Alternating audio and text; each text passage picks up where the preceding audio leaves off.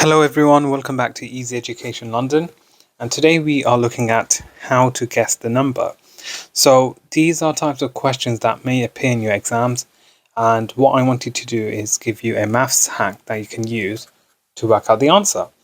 So let's have a look at the following question. It reads, Jack chose a number.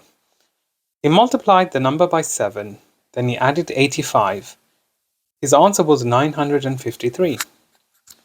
What number did Jack choose? So a lot of students would look at this question and they'd start panicking because there are multiple steps involved. There's a lot of numbers and there's many things happening within this question.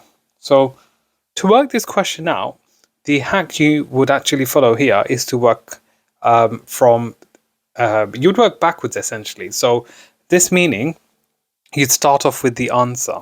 So the answer we have is 953, right? So this would be our starting point. So this is our starting point to find the original number. So remember, the question is asking us, what number did Jack choose?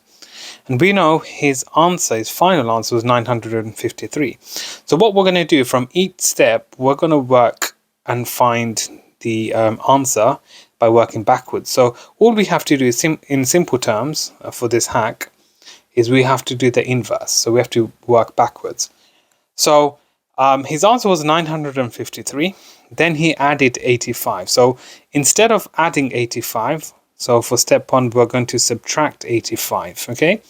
And then for step 2, it says he multiplied the number by 7. So instead of multiplying by 7, we are going to divide the answer by 7.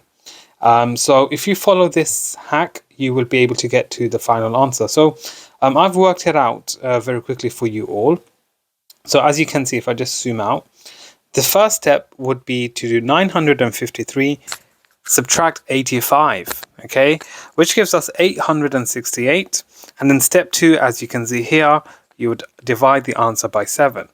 So I've divided the answer by 7, and our final answer is 128. So if you got 128, well done. That is in fact the correct answer. And these are questions that a lot of students struggle with. So remember, with these types of questions, always work backwards. Okay, start with the original answer and do the inverse calculation to get to your answer.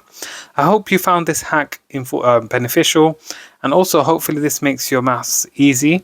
And remember, please subscribe, like and share for more. Thank you.